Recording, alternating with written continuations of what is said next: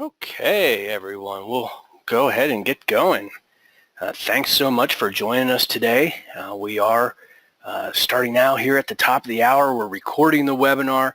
We'll share the link to the on-demand version directly after the presentation. It's a real interactive presentation, so submit any questions or comments inside the GoToWebinar question panel. We'll answer them in line or at the end, or if we run out of time, we'll go ahead and follow up one by one with any questions, and we will we'll also have polls and surveys throughout the presentation where we'll solicit your input also. So thank you for attending our webinar today, Customer Education Meets Customer Success, How to Create Strategic Value with an LMS Salesforce Integration. And this is really an interesting and hot topic. We got registrants and attendees here from every corner of the world, from organizations that focus on extended enterprise to e-commerce learning to association learning and even academia. It's a topic that a lot of practitioners and experts are trying to figure out as an evolving innovation hits our industry. Today's webinar is brought to you by Talented Learning and Skilljar. I'm John Lay.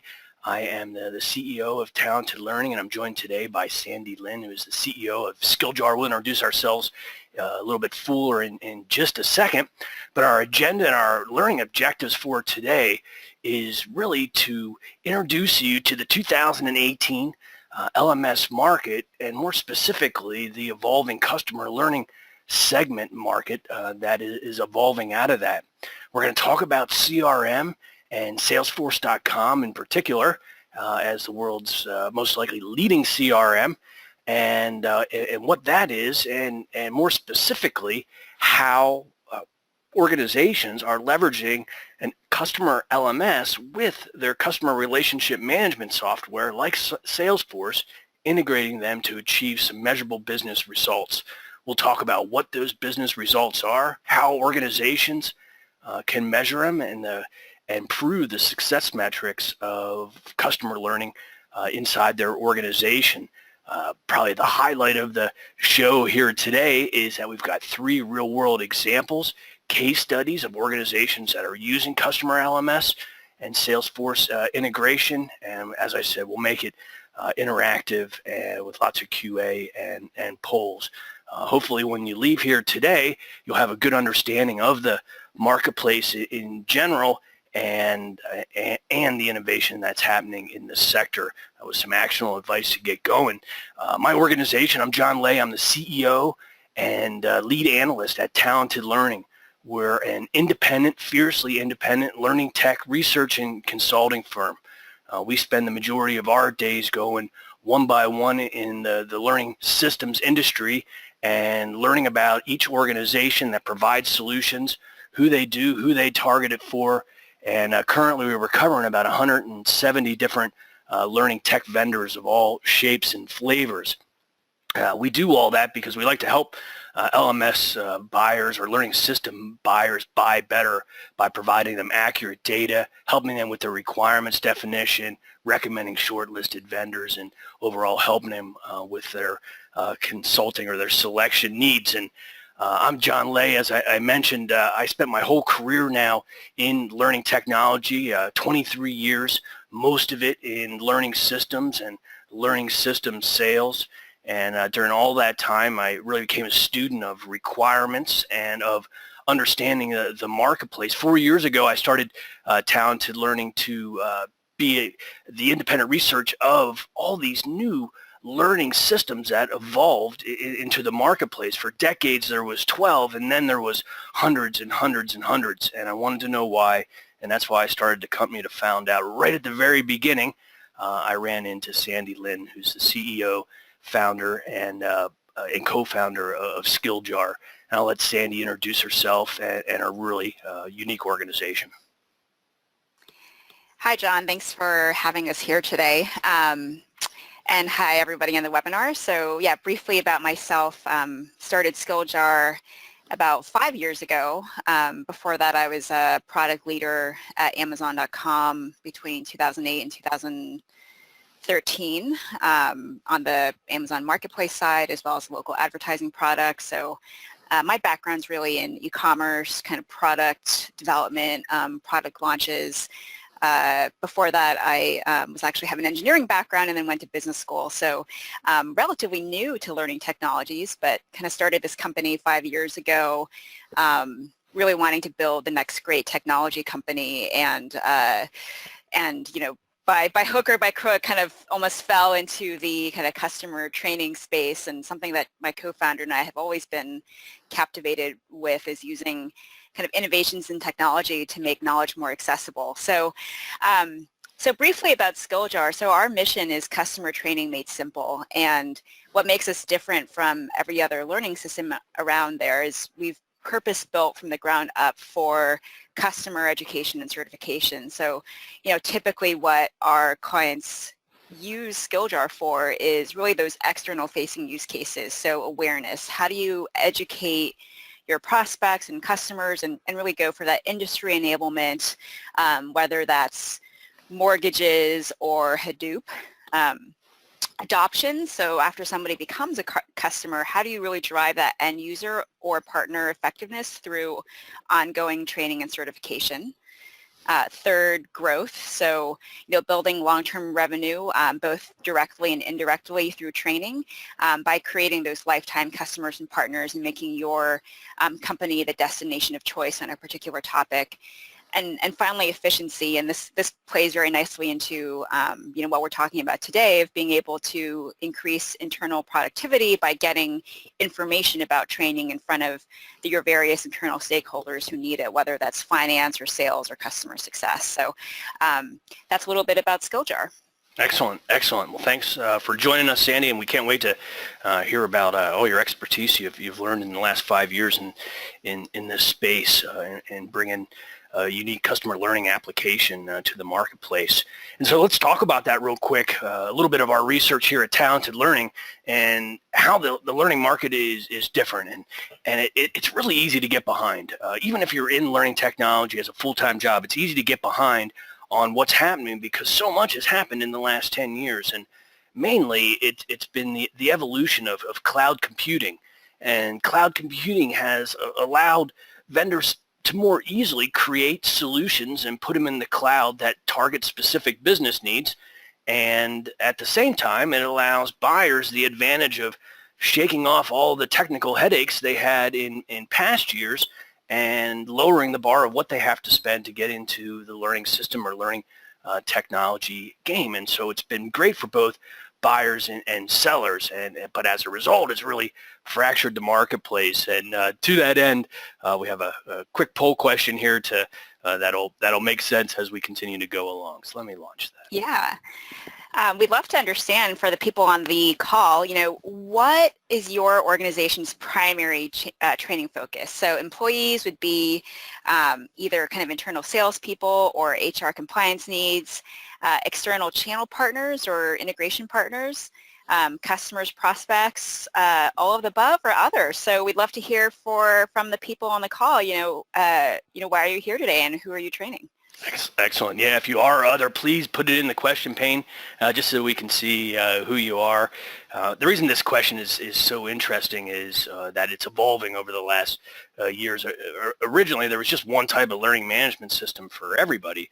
And what's happened is that there's a series now for different segments of the corporate and other sectors. So let me show this and just show the diversity here and show the poll results. So 12% employees, 40% customer, only 2% focus specifically on channel partners. That's really interesting. And 42% of the population focusing on all. And I think, Sandy, that reflects what I see in the marketplace. I see people or organizations coming at customer learning from a whole variety of perspectives, either growing it out of HR or driving it directly from the business units, for customer success. And so, organizations have, I guess, a lot of different options of entering into customer learning. and we'll try to cover all of those today here as we talk about it. But what we're really going to focus on, as you know, is the customer aspect of it. But it's interesting to see the diversity of duties, and I think that's what makes a lot of this space kind of challenging, is because every organization, what learning and development, the one learning and development department or the 50 learning and development departments are for is really different. And it creates opportunity and confusion inside the marketplace. Just from so I mentioned that we reviewed 170 solutions so far. The market arguably has 700. I've seen numbers all the way up to 1,000 on our spreadsheet. We are tracking the 700 plus, and I've just been going one by one and personally reviewing each one of those and trying to understand the differences. And what I found is that most of the differences that have evolved are based on the targeted use case of the application or the targeted learning audience. And so for a long time, there was corporate and academic LMSs, but then there's the emergence of association and continuing education. And between all of the different LMSs, there's certainly a lot of overlap of being online and managing content and managing learners. And that's kind of where the intersection of the circle is. But where all the excitement happens is in the areas that are unique to each one of these solutions, because those targeted use cases result in specialized functionality and specialized integrations like Salesforce.com, for example, and also a specialization in the type of professional services that organizations in these sectors offer, from none to all the way to marketing automation and administration outsourcing and content development, for example. So in the market, there is a lot of diversity. And if you just take the one circle here, the corporate circle, and you dig down, you'll see that that's even diversified into solutions that focus just on employees, just like our survey said, some on just on the external channel partners and franchises, and some on prospects and customers. And once again, there's intersection of all of these and uniqueness in each one of these circles.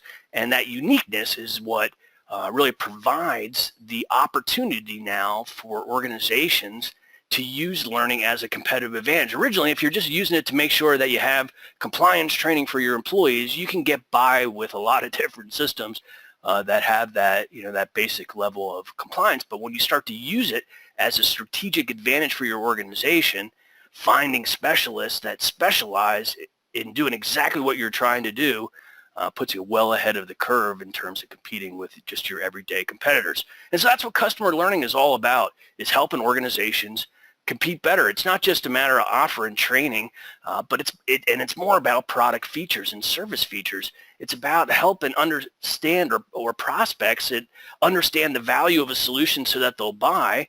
And then once they do buy, being able to ramp up and utilize it in the best way possible, leveraging the best practices of that organization so that they can get to a return on investment and differentiation in their particular marketplace as soon as possible. And so that's why I believe it's evolved into its own sector. Sandy, you live your life every day in this, or not every day of mine is, why do you think customer learning has, evolved into its own sector and kind of as a follow-on, are there any regions or maybe industry sectors, that are further along than others that are kind of leading the charge in learning systems for customer learning? Yeah, having been in the market now for 5 years, I've seen a massive change even within the last 2 years of how organizations are thinking about this.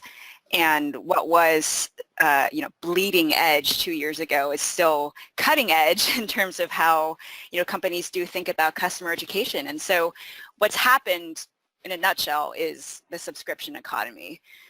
For decades, companies have spent literally billions or even trillions of dollars in marketing and sales and, getting customers to buy historically perpetual licenses.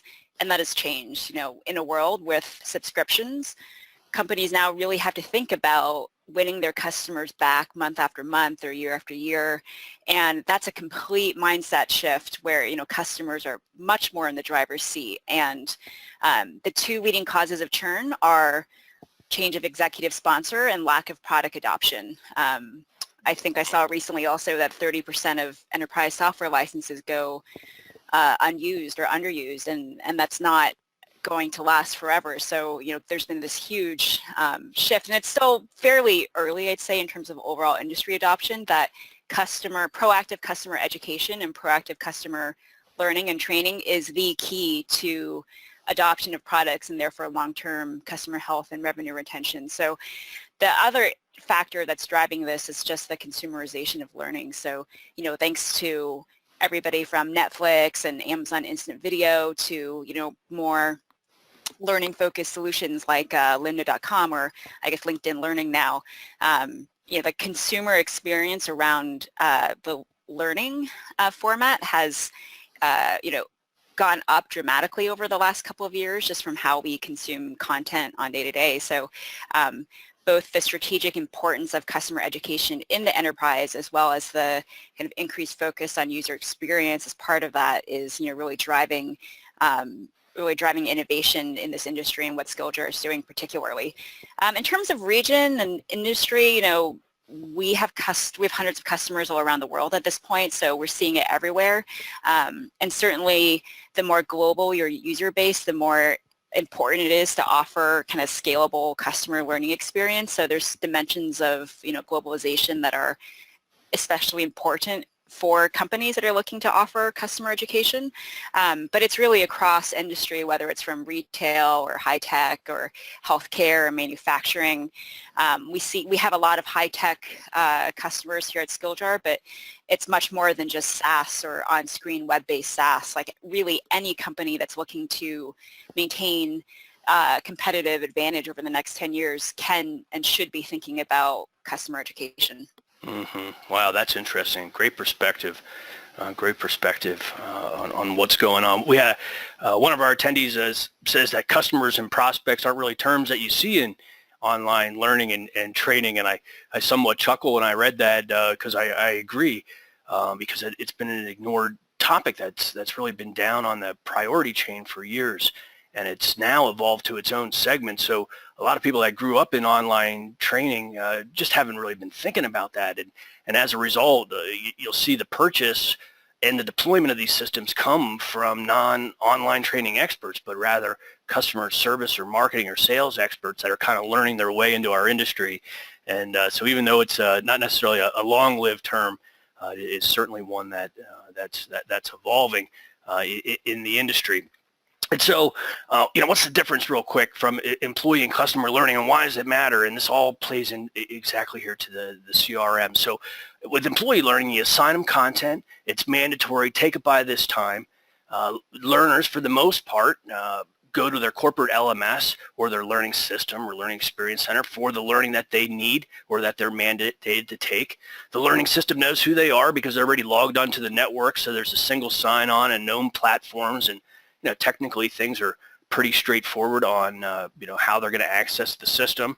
It's really focused around the mandatory aspects of learning, though more progressive learning organizations, of course, have voluntary lifelong learners, but it all starts and always starts with mandatory. But from an integration perspective, it's an HRIS system. It's, you're logging on to, or you're synchronizing employee data, organization data, user profile data from SAP or Oracle, or one of the ERP type systems. But in customer learning, it's a whole different mindset, and that's why the specialists like Skilljar have evolved, because your learners have to perceive that the content has value. They have to want to take that content, pay for that content. Customers have more than one place that they can buy their products and more than one place that they can go for their content or their training. So you have no captured audience. So there's a large element of marketing and the attraction of learners or potential learners. You don't know who any of the learners are in most cases and until they identify themselves. So they're anonymous, coming in from anywhere in the world, on any platform, on any browser, on any device. And so you have challenges that are, from a pure technical nature. And then to pile on top of that, all the learners are voluntary. They have to do it. They have to want to do it. So you can't tell them to do anything. You can't fire them. And so you have to make the system so easy to use that it works for them. And to make all that work, you don't need an HRIS system. It doesn't even matter. What you need is a CRM integration. And that's what we'll talk about. You built the platform, Sandy. What's the biggest challenge that you had to overcome to for customer learning on this list or not on this list? What would you say that is? Oh gosh, John. I mean, it's all of the above. I think at the end of the day, it's, you know, that customer learning is voluntary. That changes the game for everything because the bar is higher everywhere. I mean, it's the difference between going to an in-person MBA program and reading a business book for fun on the weekend. Like the mindset of the person taking training and how they consume that content is completely different. And as you said, the integration points, like in terms of even something as simple as self-registration or being able to send out a link to training in a marketing email, all of those workflows and integrations are completely different than what a system designed for internal learning could be. And an analogy I sometimes use is email. So, you know, how an enterprise thinks about, you know, Exchange Server or Google Apps for Work or whatever the system is in terms of managing your employee email, you could never use that for sending sort of marketing automation to your customer base. And even though it has this shared element of sending email, the kind of workflows around it are completely different. So that's how I think about employee versus customer learning. Like absolutely there's the centralized core of, you know, uploading, maintaining content and, you know, displaying that to a set of learners and learner management, but all the kind of trappings around the workflows of how users enter the system and how administrators need to understand the data flows are completely different. Mm-hmm, mm-hmm. Yeah, exactly. And when you think back to those three intersecting circles of corporate learning, you know, those areas where it's not intersection and that innovation, you know, that's what you're hearing Sandy describe. Of, you know, all the things that are special when you're focusing on a different segment. And maybe you could bring it to life with a little story about Flexera.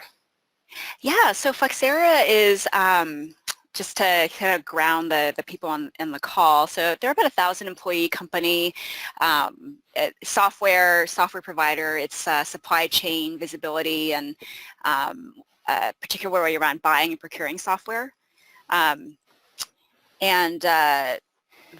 Before kind of Skilljar, you know, they did have multiple learning systems for, you know, different audiences, you know, internal, external, but they really recognized the need to drive that customer adoption and ultimately renewals by proactively introducing customer education through all stages of the life cycle. They were also facing a pretty big challenge in that the data was in separate systems. So for example, if support team didn't know whether people had access to training or taken training, and there was just a lot of support overhead around training because the data was siloed within their LMS. And the student experience was pretty fractured. They had a completely separate LMS. It was not connected to Salesforce, so there was no way for both the students or the administrators to connect the dots on what was actually going on. And with us and with our Salesforce integration, so kind of walking through each of these in more detail. So centralized data. So this is huge.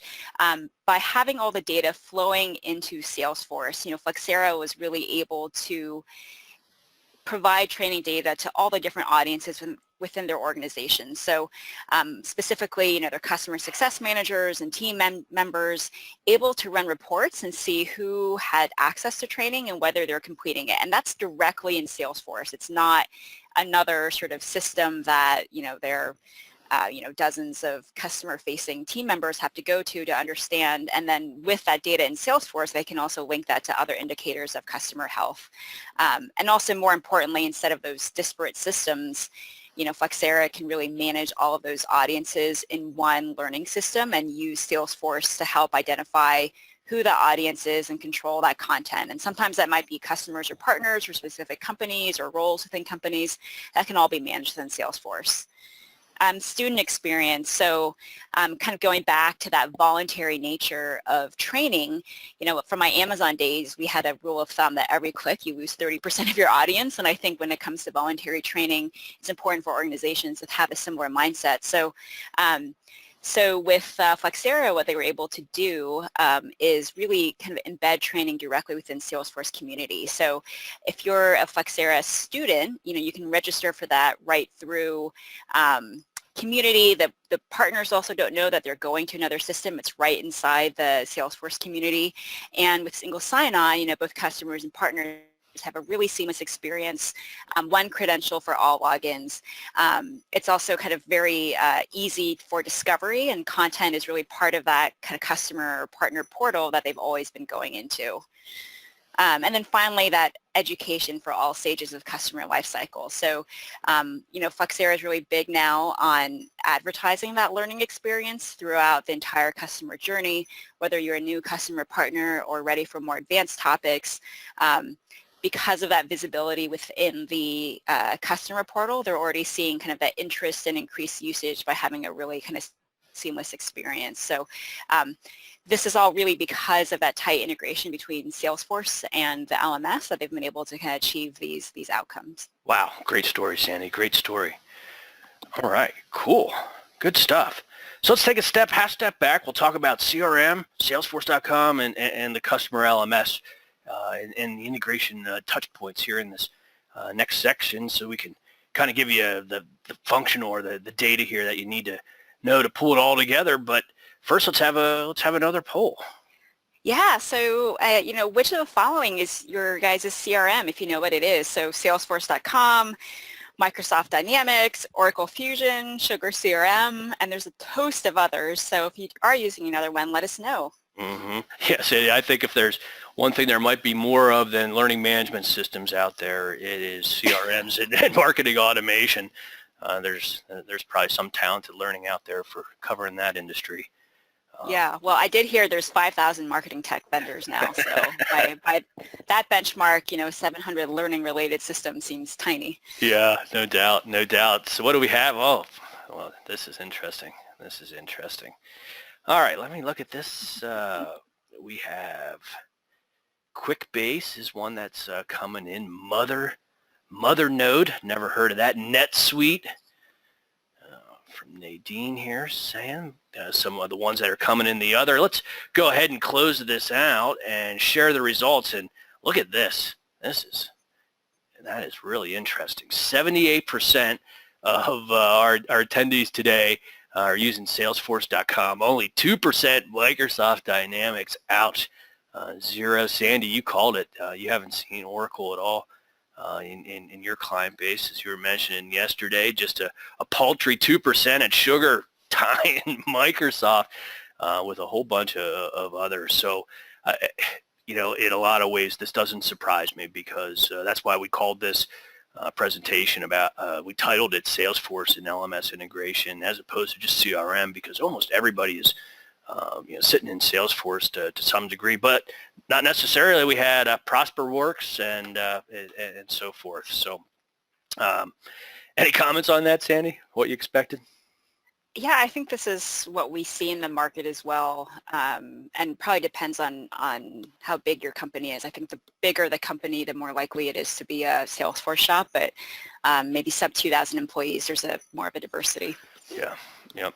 And I use something called GetDrip. Doesn't even fall on anybody's radar for a small business. We use HubSpot CRM here at Skilljar. All right, so no matter what you use, to some degree, they all do the same thing. Just like LMSs, they do some things better than others, but it's software to manage all of an organization's customer and prospective customer interactions, for anything from going to a trade show to what they're downloading on your website, what they're accessing on your website, emails that you sent them, did they open them, have they clicked on them? Are they engaged in the sales process? What stage in the sales process? What products are they interested in? What industry they are? These are all things that a CRM tracks about each one of an organization's prospects or customers, and the bigger the organization, the bigger the database of all this information. And CRMs are really where the cloud got its foothold into providing business software, and it automates everything that an organization needs to do to generate revenue and achieve a lot of those benefits that you've talked about. And but probably the most important thing I think that drives a CRM is just the ability for the data analytics, and it's that data analytics and the integration with the LMS that provides all the power. Took a quick snapshot of Salesforce here of their main page, but sales, service, marketing, commerce, collaboration, they're all the things that they're impacting for their employees, for their employee sale, for their employee sales force, their external channels, their customers, and their prospects. And probably one of the more interesting things that they've done is build one of the world's best B2B app marketplaces. They got apps all kinds. So Salesforce took the approach, as many of you know, that they're not going to build everything. They can't do everything for everybody at all times. So they allow organizations, all kinds of organizations, to create parallel or complementary solutions that either augmented or strengthen Salesforce, or share data with Salesforce, or do something to help in that stack of business applications. And that Salesforce App Exchange, as it's called, is a process. Maybe you just want to take a quick second just for people to know that it's not just a marketing thing, Sandy, but what that means to be on the App Exchange or get on the App Exchange. How is that process, or what's that look like? Yeah, so the App Exchange, Salesforce can do everything or it can do nothing depending on how you build it. And so the App Exchange is a great way for Salesforce users to kind of extend the core Salesforce functionality with very targeted workflows. So it is quite the process to get approved on App Exchange. For us, I think it took about 6 months, and there's really two options that as a developer you can do. You can kind of build any sort of Salesforce application and just have your users or customers download it, and that's Salesforce isn't involved in that. They don't review your business or your app or your pricing model or anything. But if you want to be listed in App Exchange as something for anybody to download, it's a very rigorous process actually on both the business and the security side. On the business side, they look into all of your sort of corporate structure and how you're financed, and really digging deep into that. And then on the security side, they look at not just your Salesforce integration, but the whole security of your entire application. So it's a very sort of in-depth, rigorous process that is actually we have to re-up every year. So for Skilljar, we've gone through SOC 2 and all types of security requirements, and I think the Salesforce App Exchange process was just as rigorous as any of those. Mm-hmm. Mm-hmm. Yeah, and in our business here at Talented Learning, we have a lot of folks asking, that are buying learning management systems for Salesforce integrations, and the follow-up, of course, is why? What are you trying to do? What audiences?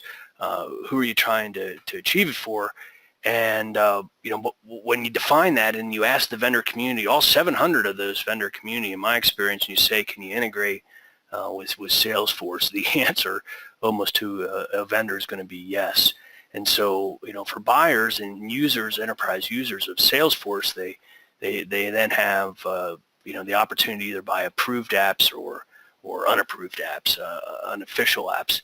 And so, that's a big process. Inside there's currently 70 different apps that are targeting some aspects of learning inside the Salesforce Exchange. But in my experience, all things being equal, organizations kind of choose the approved apps just because of all the work that you have to go through to get it and maintain it. Yeah, and I was shocked actually, John, as yesterday when I saw that 70 number, because I think when the last time I looked there were 5 or 6, but I think if you think about everything targeting learning, a lot of them around sales productivity and sales enablement. And as you can see here, even for Skilljar, we had to list ourselves under human resources because there was really nothing that spoke to customer education and customer learning yet. And even if you remember your kind of Salesforce screenshot from a couple slides ago, I think it was like sales, marketing, and then support.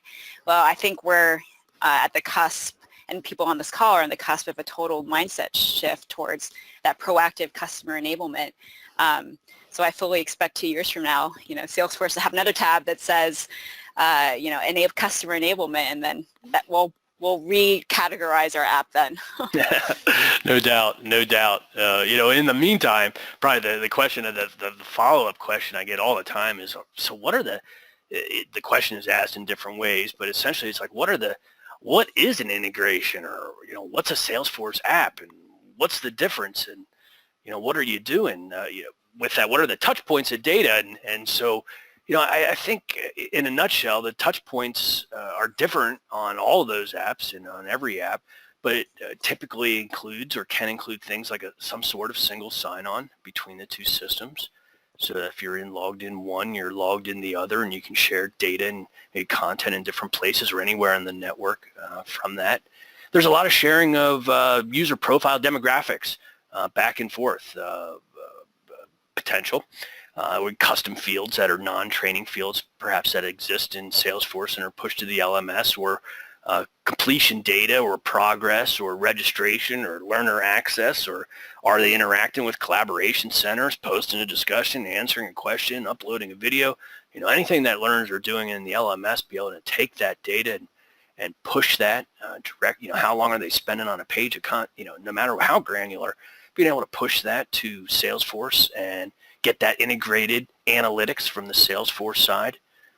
Learning in these integrations can really occur anywhere. It can occur in the LMS. It can occur up in the cloud. It can occur directly within a frame or a tab inside a Salesforce.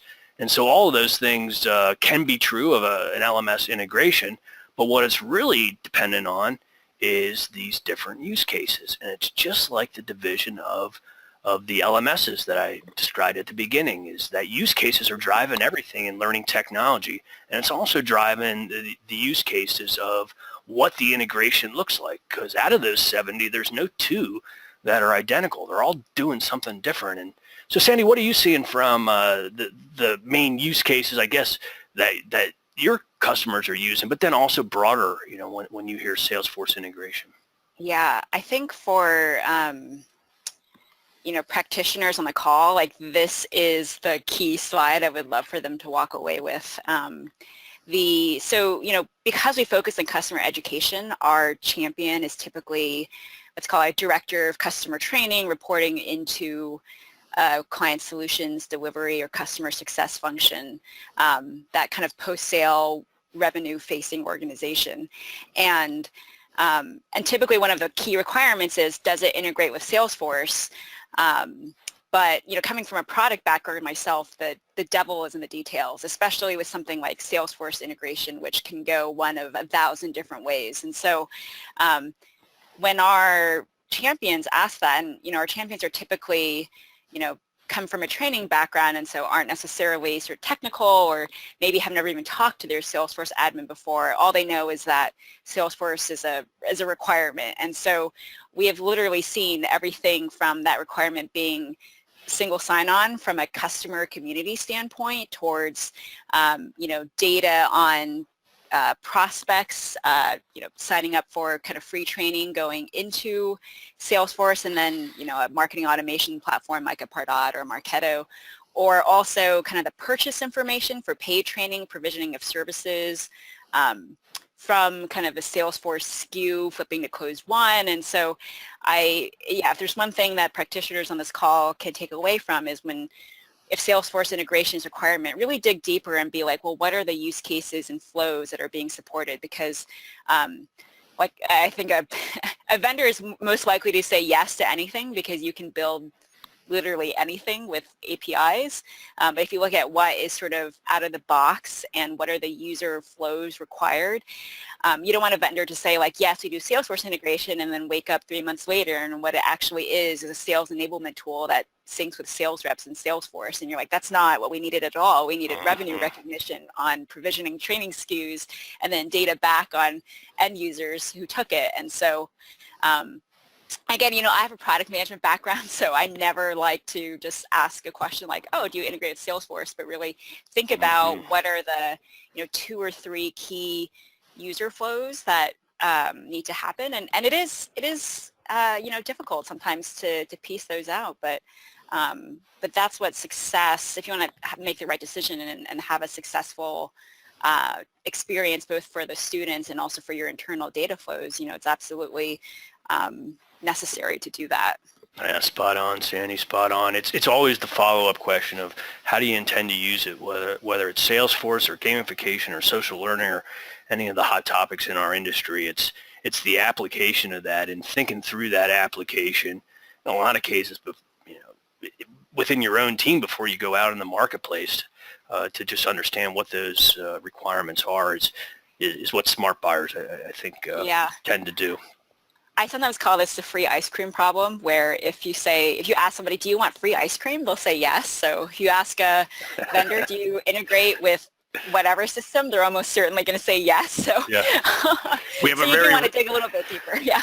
We have a very robust set of APIs. If I had a nickel for every time I've heard that, that's always the follow-on. Well, tell us another story. What's going on here at Alfresco? Yeah, so I would love to share the Alfresco story. So Alfresco, they're about 500 employees, and it's a open source business process management platform, and Alfresco really lets IT teams develop solutions on top of that platform. So very open, very modular. We actually have a number of open source clients, I think, similar to Alfresco, and they face similar sort of training challenges because it's always a very new, kind of cutting edge and constantly evolving product. And so, before Skilljar, they did also have an LMS system.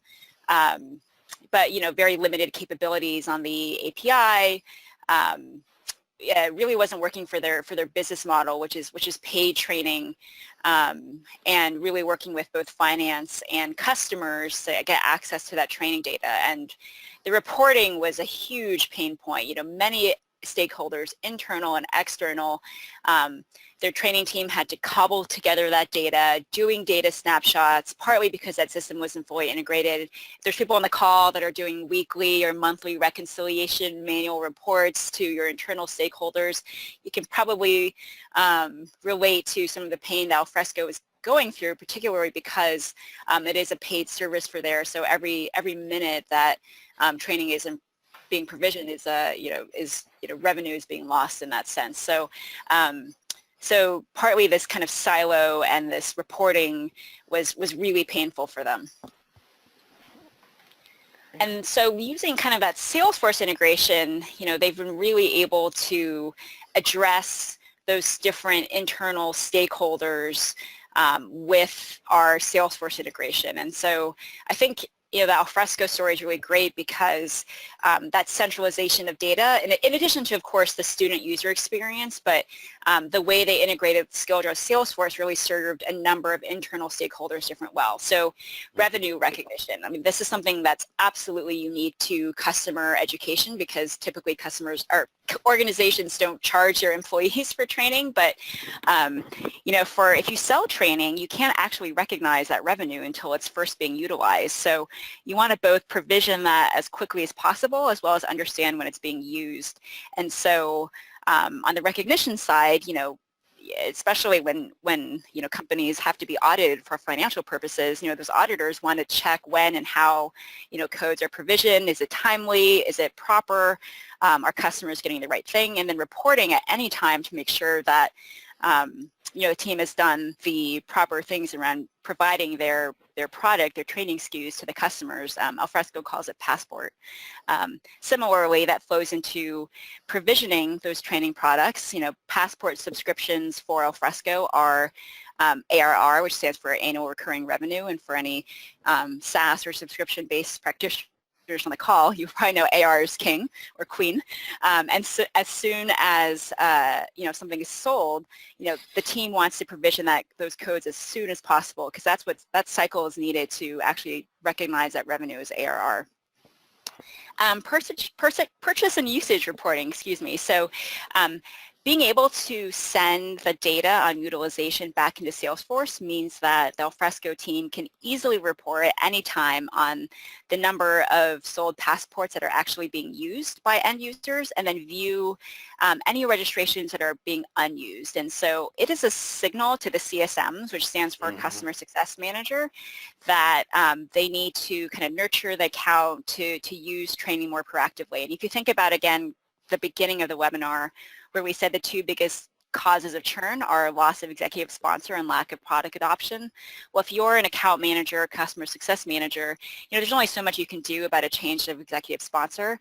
But if there's lack of product adoption and your customer has bought training seats that aren't being used, well, a very easy play to run is, hey, we see you haven't used training yet, like we really encourage you to do that, and make it super easy versus waiting towards, 60 days for the renewal and just asking for a renewal. So in Alfresco's case, they really proactively reach out to certain accounts and have a playbook, hey, we see you bought training. What do you have to do to use this code? Do you have the code? Have you lost it?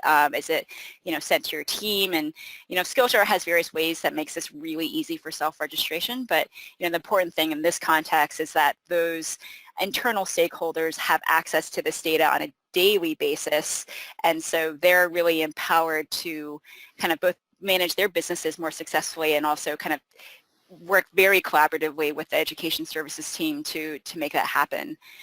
And then, of course, customer engagement. So the data in Salesforce really gives the marketing team the right information they need for customer nurture. So, I think customer or marketing and customer marketing is changing also too, where just like companies need to start thinking about proactively enabling customers after the sale, they're also thinking about how to communicate or, quote, market to customers after the sale too. And so a lot of times the marketing team is also responsible for those customer communications and customer nurture. So even though we use the word marketing here, I mean it in the context of kind of continually communicating with customers after the sale. And so an example, and Alfresco uses Marketo, which is a marketing automation platform. So, if a customer only logged in once to take training, there's ways you can automate nurture flows within Marketo to say, hey, suggestions of future courses or, people who took this did that. We actually just launched something at Skilljar, which is an automation around that. Or conversely, if somebody's taken a lot of training, maybe it's time to suggest a certification. And they might not have known about that, just given, what they saw through training, what they knew through their CSM. But, having all that data centralized within Salesforce and thus Marketo enables, those customer marketing teams in collaboration with education services to really build sort of engagement and nurture workflows that are incredibly personalized to customers, which of course then kind of improves the customer experience around that as well. So that's a really exciting use case and kind of also shows how marketing and success are kind of partnering in new ways too. Wow. Outstanding. That is a great story. It's just hard to believe that there's so many touch points here that are just alien to most people in HR and in training. I think even just a lot of your language from nurture campaigns to CSMs to ARR, are all things that, traditional learning folks aren't worried about that, but the innovation that you're driving, aiding those business terms and metrics, through your software and integration, and them using that as a competitive advantage is just fantastic. It's just the quintessential story, and it all comes down to why are organizations doing. Sandy's told two great stories now, at least two formal stories, at least here today. But it all comes down to really measuring that success. If it wasn't successful, training your customers or educating your customers, people wouldn't do it. Organizations wouldn't do it. They're doing it because it's successful, and more importantly, you can see how successful. It's not invisible. It can be measured, and it's not rocket science to measure it. And so let's just talk about that a little bit to try to bring this home here in our last few minutes. But last poll here before we go. Yeah, so for people on the call, Do you currently integrate your LMS with your CRM? Yes, no, not yet, I don't know, or something else. Or other in the pane. Let's see what we're doing. So some of you are probably doing it and wish you were doing it better. Some of you have it all figured out and think you should be presenting here with us or instead of us, maybe, and some of you haven't ever taken it at all. So let's see what it looks like. But it's split pretty good, third, roughly, here in country math of yes, no, and not yet. So hopefully a lot of that 35% of the, excuse me, let me share that, of that 35% of the not yet here, we're showing you why it's something that you need to consider. Same goes with the no's here of something to put on your radar for your organization. You know, without a doubt, it's really difficult, I would imagine, to find any realistic organization greater than 10 or 20 or 30 people, you know, that doesn't have some sort of CRM. So it's not a topic that's going away, and every single organization has customers, or virtually every single organizations as customers or members. So it is something that's going to be here to stay. But let's and it's not easy. I applaud everybody that has integration already, because what we're talking about on this webinar here is really cutting edge and really kind of pushes training professionals to work cross-functionally and think about you know, data and those business objectives for the customer in new ways. So yay everybody who's on this call for even participating, and yay people who are taking steps towards you know, integrating data. Yeah, outstanding. When we follow up afterwards, either even in the question pane or, you know, in the emails following up afterwards, if you want to tell your story or send it along, I'd love to hear how you're using it and what your thoughts are about that. So, you know, just to get back to those measurable benefits of, you know, why is everybody doing it? You know, we've heard a lot of it today, you know, to improve the brand experience, competitive differentiation, which is, you know, my favorite one of just using it as the tool. But then, you know, more tasky of enabling adoption of new customers or new products or services or advocacy, you know, from your clients, improving the intention and renewal rate, which is so critical. The direct and indirect revenue, which we'll cover here in a second, that your organization benefits from, all the customer support factors of less support calls and more pleasant support calls versus, you know, upset and things not working type calls are things that you can measure, and that lifetime value of every customer, which is each year that your customer stays with you and finds value in the system, you know, just becomes more profitable and, you know, more beneficial for both organizations, and harder to leave and less reason to want to when you have something working properly in your client base, in the people that are buying your solution. Sandy, is there any one or two of these that always rise to the top, or is it kind of all over the board from how customers are thinking about getting their measurable benefits? It's all over the board, but I would say, you know, adoption and you know, retention, renewal is probably the things that come up the most often. Okay, cool. All right, so you know, is it free or is it for a fee? You know, we ask for a lot of questions, or we get asked a lot, and I think the easiest way to think about it is customer learning. If you're tying it to a business objective, customer, you know, product adoption or customer service calls or things like that, a lot of times it's provided for free. And it's just a matter of getting any of that knowledge into your customer base is going to make things more successful. But it also, as you mentioned, on certifications or when revenue is the objective of, you know, either a complementary business line of content or continuing education or providing certifications or customer technical training, those things typically come with a fee, and that fee can be either to an individual or to an organization, you know, whether, you know, any particular company is selling to individuals or organizations. So it's always, in my opinion, a mix of fee and for free, or free and for fee based on those different objectives. But how to measure it, real quick, as we slide into the top of the hour here, is really easy with Salesforce and an LMS integration. Like always through time, everybody in learning and development wants to measure learning, the effect of learning, but it's so hard because if you develop a leader, and that's great. You develop an employee leader of yours. It's hard to say, well, how much does that actually impact the top line or the bottom line? It's really hard to draw a line, but with Salesforce, that becomes so much easier, especially with customers. You identify one of those driving metrics that we saw on the last page, and you select a time frame, and you measure who does and who doesn't go through any particular training intervention, whether that's a certification or just a small performance video. It can be anything, but you just measure for any particular piece of content or program who has or who hasn't done it, and see if there's a difference. And Salesforce has all the data on that previous slide of the 7 different things that you can measure. And so combining that with government data gives you what you need to grow. And so with that, we've got one last story about the trade desk. Yeah, and I would hope I can do them justice in 5 minutes, because Trade Desk is doing such innovative things with customer education. So they're about a 700 employee company, real-time programmatic advertising.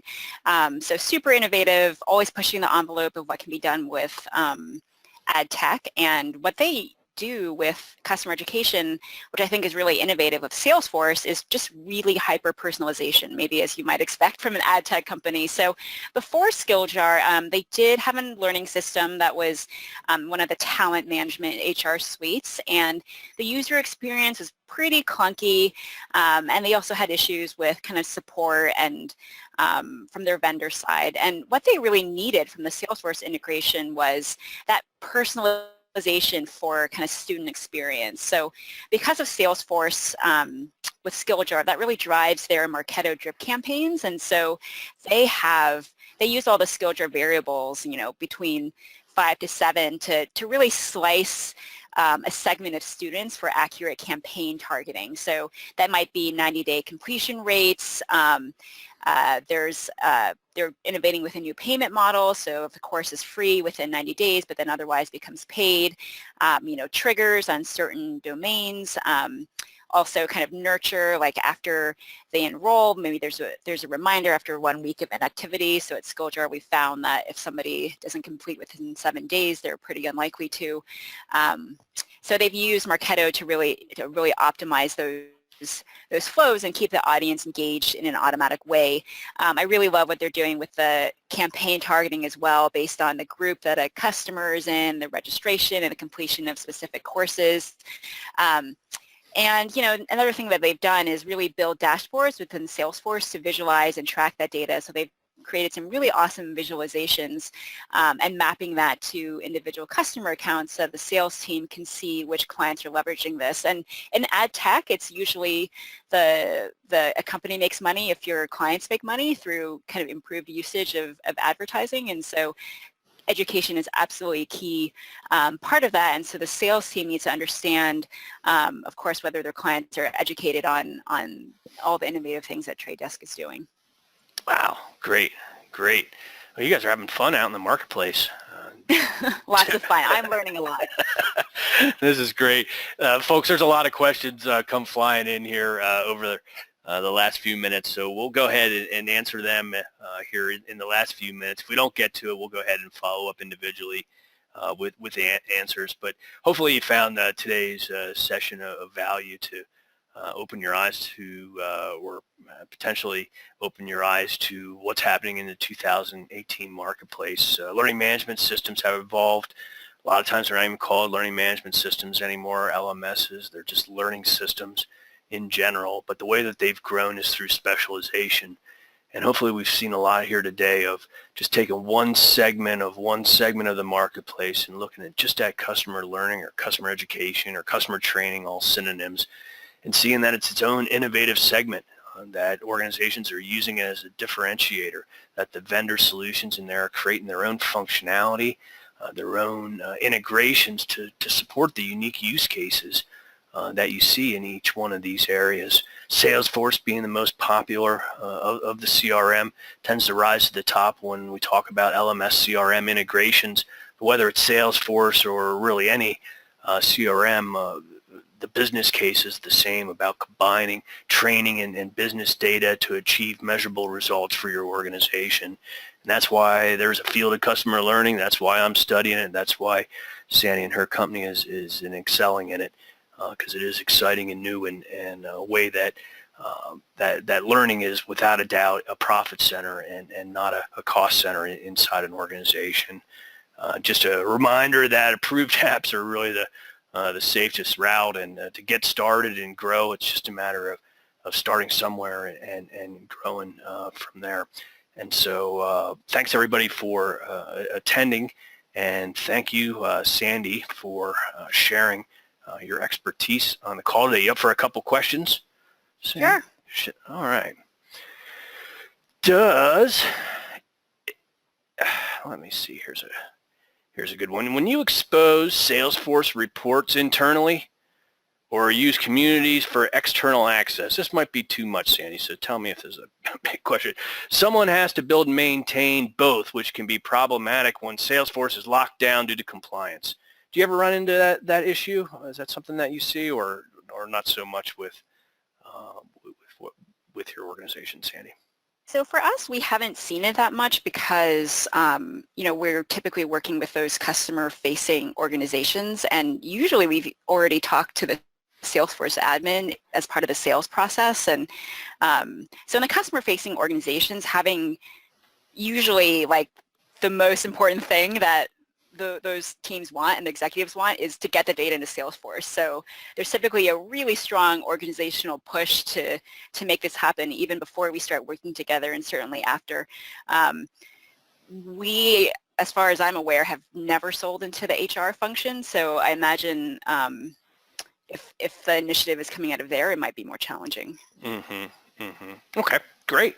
And we're right at the top of the hour, so we'll go ahead and close it there in respect for everybody's time. Thanks so much for logging in all over the world, no matter how early or late it is. And we appreciate your attendance and participation. And Sandy and Skilljar, thanks for sponsoring this so that we could bring this thought education to the world for free.